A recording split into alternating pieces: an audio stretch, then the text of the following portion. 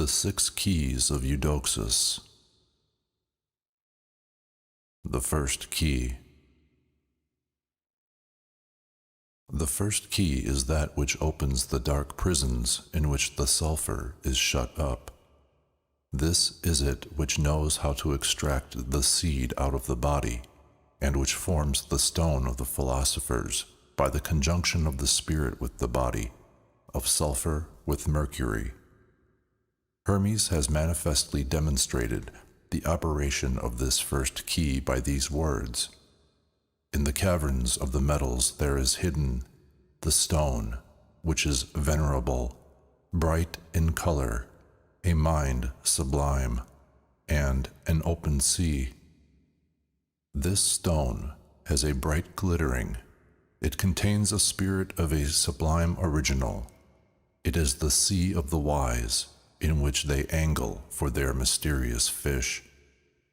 But the operations of the three works have a great deal of analogy one to another, and the philosophers do designedly speak in equivocal terms, to the end that those who have not the lynx's eyes may pursue wrong, and be lost in this labyrinth, from whence it is very hard to get out.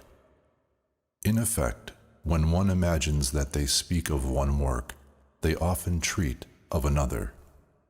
Take heed, therefore, not to be deceived here, for it is a truth that in each work the wise artist ought to dissolve the body with the spirit.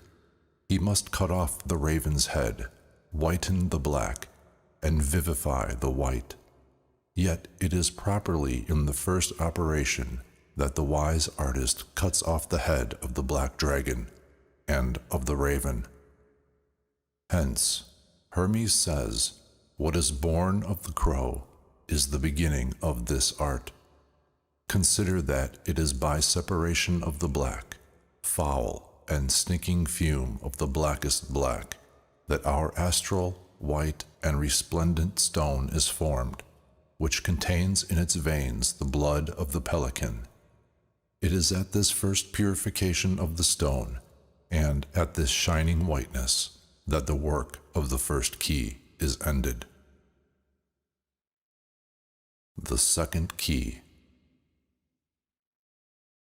The second key dissolves the compound of the stone, and begins the separation of the elements in a philosophical manner. This separation of the elements is not made but by raising up the subtle and pure parts above the thick and terrestrial parts. He who knows how to sublime the stone philosophically justly deserves the name of a philosopher, since he knows the fire of the wise, which is the only instrument which can work this sublimation. No philosopher has ever openly revealed this secret fire and this powerful agent, which works all the wonders of the art. He who shall not understand it, and not know how to distinguish it by the characters whereby it is described, ought to make a stand here, and pray to God to make it clear to him, for the knowledge of this great secret is rather a gift of heaven than a light acquired by the natural force of reasoning. Let him, nevertheless, read the writings of the philosophers.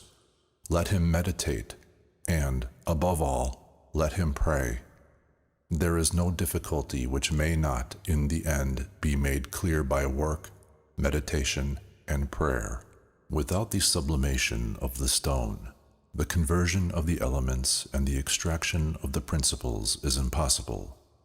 And this conversion, which makes water of earth, air of water, and fire of air, is the only way whereby our mercury can be prepared.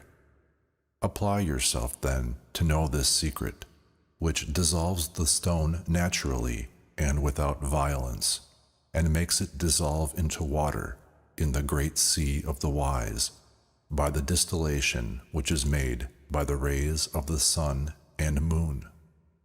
It is in this manner that the stone, which, according to Hermes, is the vine of the wise, becomes their wine, which by the operations of art produces their rectified water of life and their most sharp vinegar. The elements of the stone cannot be dissolved, but by this nature wholly divine, nor can a perfect dissolution be made of it, but after a proportioned digestion and putrefaction, at which the operation of the second key of the first work is ended. The third key. The third key comprehends of itself alone a longer train of operations than all the rest together. The philosophers have spoken very little of it, seeing the perfection of our Mercury depends thereon. The sincerest even, as Artifius, Trevisan, Flamel, have passed in silence the preparation of our Mercury, and there is hardly one found who has not feigned, instead of showing the longest and the most important of the operations of our practice, with a design to lend you a hand in this part of the way which you have to go, and where for want of light it is impossible to know the true road. I will enlarge myself more than the others have done on this third key, or at least I will follow in an order that which they have treated so confusedly, that without the inspiration of heaven, or without the help of a faithful friend, one remains undoubtedly in this labyrinth, without being able to find a happy deliverance from thence. I am sure that you who are the true sons of science will receive a very great satisfaction in the explaining of these hidden mysteries, which regard the separation and the purification of the principles of our Mercury, which is made by a perfect dissolution and glorification of the body, whence it had its nativity, and by the intimate union of the soul with its body, of whom the spirit is the only tie which works this conjunction.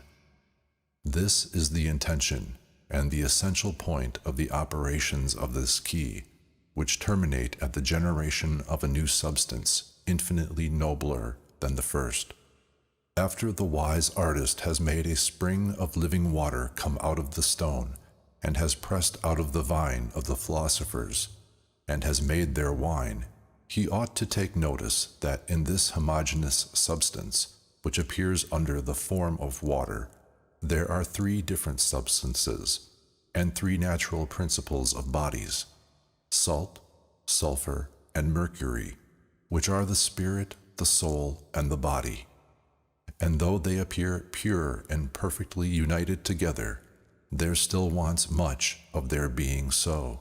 For when by distillation we draw the water, which is the soul and the spirit, the body remains in the bottom of the vessel, like a dead, black, and dredgy earth, which, nevertheless, is not to be despised, for in our subject there is nothing which is not good. The philosopher John Patanus protests that the very superfluities of the stone are converted into a true essence, and that he who pretends to separate anything from our subject knows nothing of philosophy, for that all which is therein superfluous, unclean, dredgy, in fine, the whole compound is made perfect by the action of our fire. This advice opens the eyes of those who, to make an exact purification of the elements and of the principles, persuade themselves that they must only take the subtle and cast away the heavy. But Hermes says that power of it is not integral until it be turned into earth. Neither ought the sons of science to be ignorant that the fire and the sulfur are hidden in the center of the earth, and that they must wash it exactly with its spirit, to extract out of it the fixed salt, which is the blood of our stone. This is the essential mystery of the operation, which is not accomplished till after a convenient digestion and a slow distillation. You know that nothing is more contrary than fire and water, but yet the wise artist must make peace between the enemies, who radically love each other vehemently. Cosmopolity told the manner thereof in a few words. All things must therefore, being purged, make fire and water to be friends, which they will easily do in their earth, which has ascended with them. Be then attentive on this point. Moisten oftentimes the earth with its water, and you will obtain what you seek. Must not the body be dissolved by the water, and the earth be penetrated with its humidity, to be made proper for generation? According to philosophers, the spirit is Eve, the body is Adam. They ought to be joined together for the propagation of their species.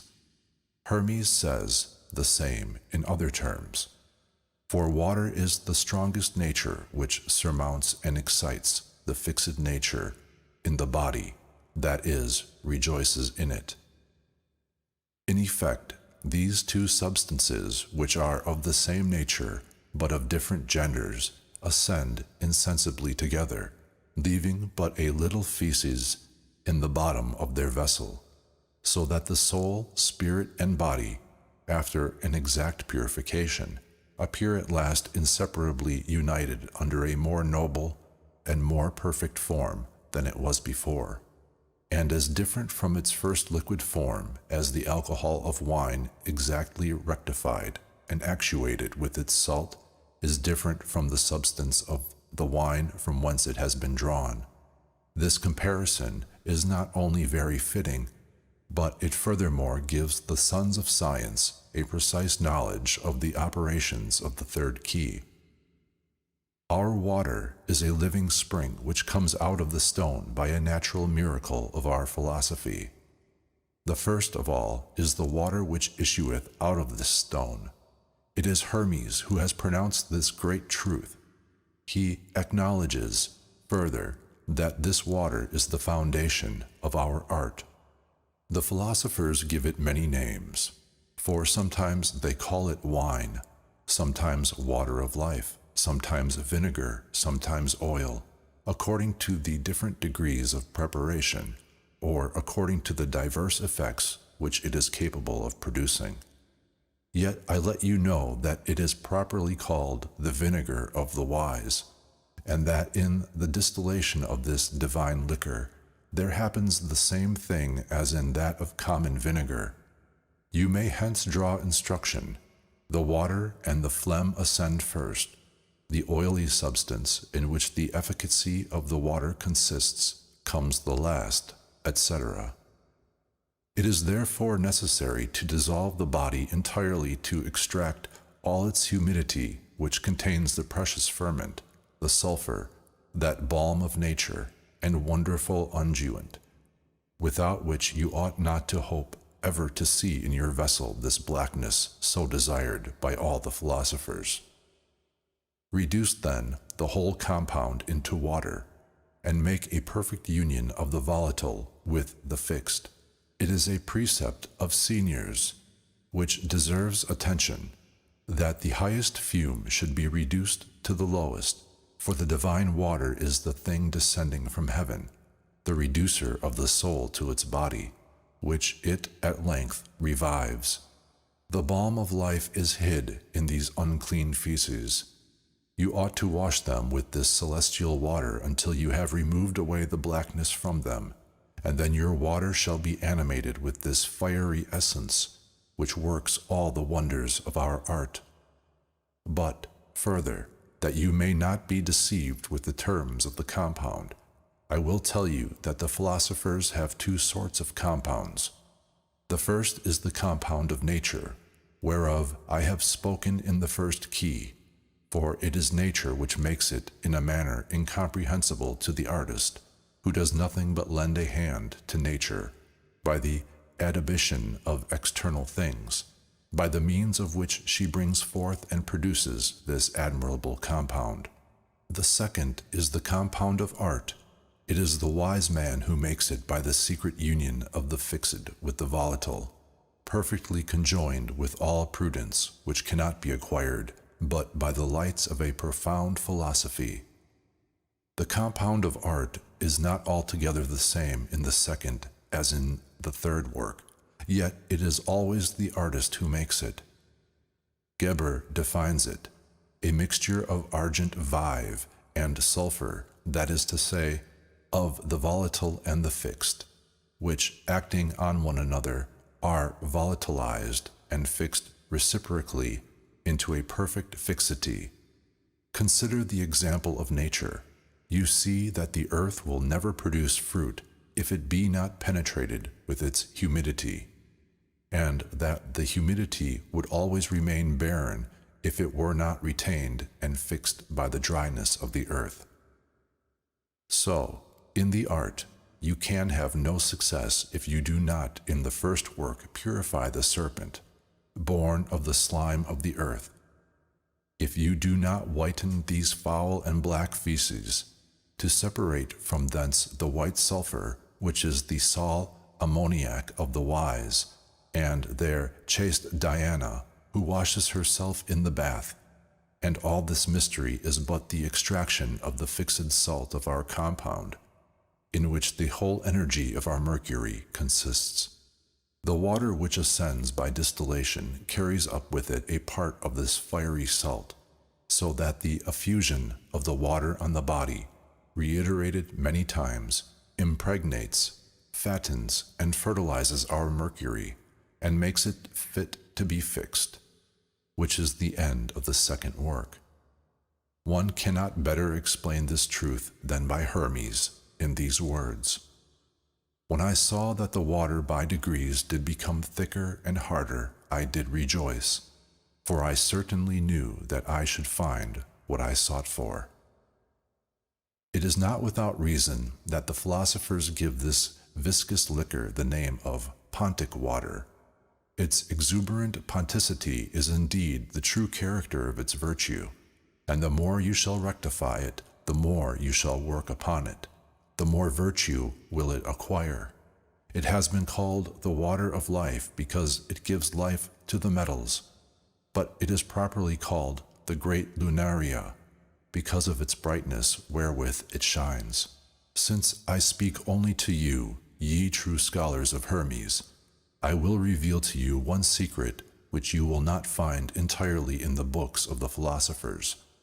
Some of them say that of the liquor they make two mercuries, the one white and the other red.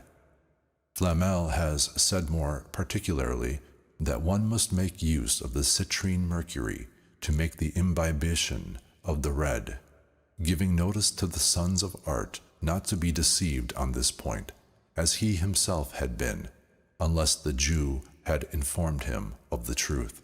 Others have taught that the white mercury is the bath of the moon, and that the red mercury is the bath of the sun.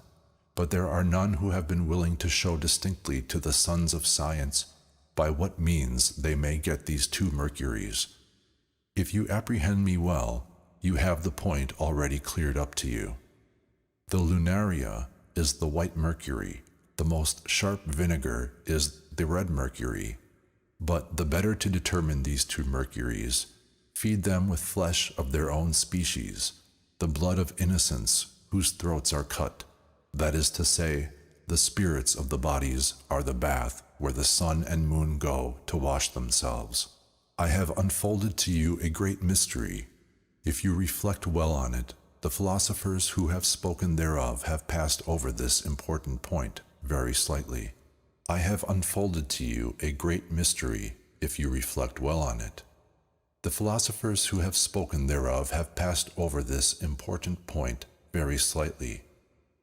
Cosmopolite has very wittily mentioned it by an ingenious allegory, speaking of the purification of the mercury.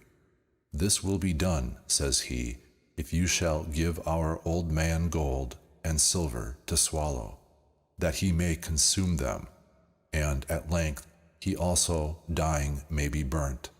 He makes an end of describing the whole magistery in these terms. Let his ashes be strewed in the water, boil it until it is enough, and you have a medicine to cure the leprosy. You must not be ignorant that our old man is our mercury. This name indeed agrees with him because he is the first matter of all metals. He is their water, as the same author goes on to say, and to which he gives also the name of steel and of the lodestone, adding for a greater confirmation of what I am about to discover to you, that if gold couples with it 11 times, it sends forth its seed, and is debilitated almost unto death. But the Chalybis conceives and begets a son more glorious than the father. Behold, a great mystery which I reveal to you without an enigma. This is the secret of the 2 mercuries which contain the 2 tinctures. Keep them separately, and do not confound their species, for fear they should beget a monstrous lineage. I not only speak to you more intelligibly than any philosopher before has done, but I also reveal to you the most essential point in the practice, if you meditate thereon and apply yourself to understand it well. But above all, if you work according to those lights which I give you, you may obtain what you seek for.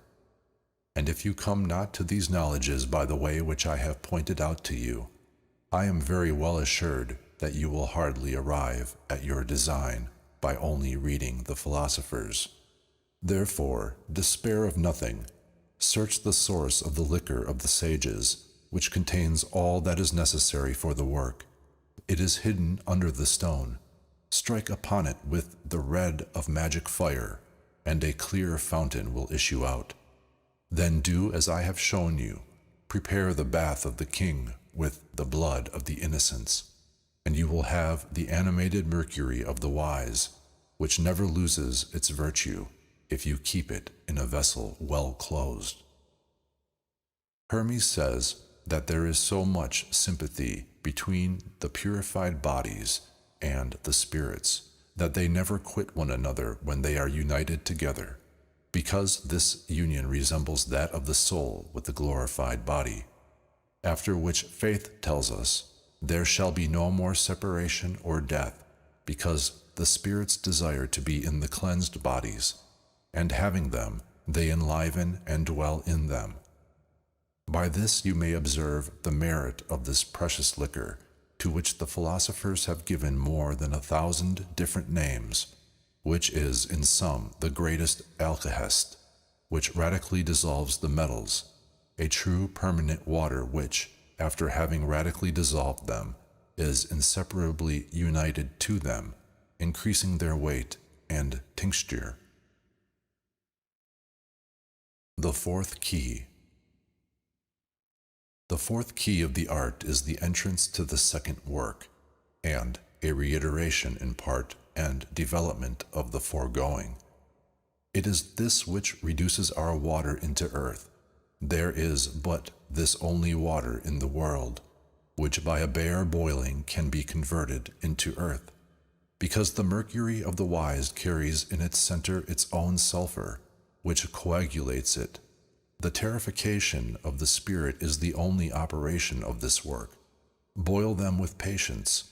If you have proceeded well, you will not be a long time without perceiving the marks of this coagulation. And if they appear not in their time, they will never appear, because it is an undoubted sign that you have failed in some essential thing in the former operations. For to corporify the spirit, which is our mercury, you must have well dissolved the body in which the sulfur which coagulates the mercury is enclosed. But Hermes assumes that our mercurial water shall obtain all the virtues which the philosophers attribute to it, if it be turned into earth. And earth, admirable is it for fertility, the land of promise of the wise, who, knowing how to make the dew of heaven fall upon it, cause it to produce fruits of an inestimable price. Cultivate then diligently this precious earth, moisten it often with its own humidity, dry it as often, and you will no less augment its virtue than its weight and its fertility. The 5th key.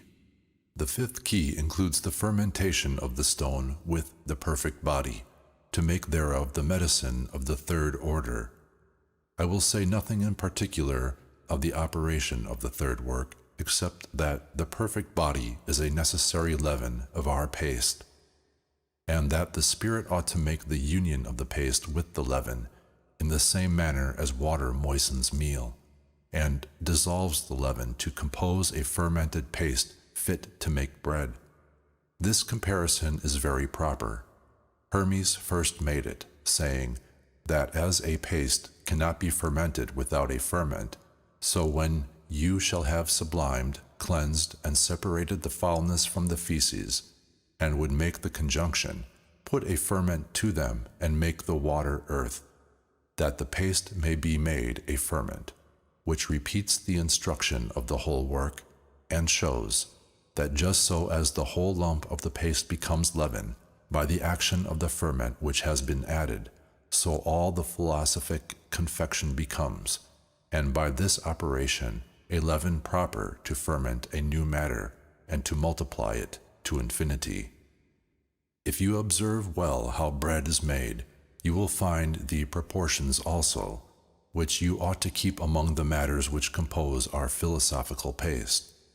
Do not the bakers put more meal than leaven, and more water than the leaven and the meal? The laws of nature are the rules you ought to follow in the practice of our magistery. I have given you, upon the principal point, all the instructions which are necessary for you, so that it would be superfluous to tell you more of it, particularly concerning the last operations, about which the adepts have been less reserved than at the first, which are the foundations of the art. The sixth key. The sixth key teaches the multiplication of the stone by the reiteration of the same operation, which consists but in opening and shutting, dissolving and coagulating, imbibing and drying, whereby the virtues of the stone are infinitely augmentable, as my design has been not to describe entirely the application of the three medicines, but only to instruct you in the more important operations concerning the preparation of mercury, which the philosophers commonly pass over in silence, to hide the mysteries from the profane, which are only intended for the wise. I will tarry no longer on this point, and will tell you nothing more of what relates to the projection of the medicine, because the success you expect depends not thereon. I have not given you very full instructions except on the third key, because it contains a long train of operations which, though simple and natural, require a great understanding of the laws of nature and of the qualities of our matter, as well as a perfect knowledge of chemistry and of the different degrees of heat which are fitting for these operations. I have conducted you by the straight way, without any winding, and if you have well minded the road which I have pointed out to you, I am sure that you will go straight to the end without straying. Take this in good part from me, in the design which I had of sparing you 1,000 labors and 1,000 troubles, which I myself have undergone in this painful journey for want of an assistance such as this is, which I give you from a sincere heart and a tender affection for all the true sons of science. I should much bewail if, like me, after having known the true matter, you should spend 15 years entirely in the work, in study and in meditation, without being able to extract out of the stone the precious juice which it encloses in its bosom, for want of knowing the secret fire of the wise, which makes to run out of this plant, dry and withered in appearance, a water which wets not the hands, and which by a magical union of the dry water of the sea of the wise is dissolved into a viscous water, into a mercurial liquor, which is the beginning, the foundation, and the key of our art. Convert, separate, and purify the elements as I have taught you, and you will possess the true mercury of the philosophers, which will give you the fixed sulfur and the universal medicine. But I give you notice, moreover, that even after you shall be arrived at the knowledge of the secret fire of the wise, yet still you shall not attain your point at your first career. I have erred many years in the way which remains to be gone, to arrive at the mysterious fountain where the king bathes himself, is made young again, and retakes a new life exempt from all sorts of infirmities. Besides this, you must know how to purify, to heal, and to animate the royal bath. It is to lend you a hand in this secret way that I have expatiated under the third key, where all those operations are described.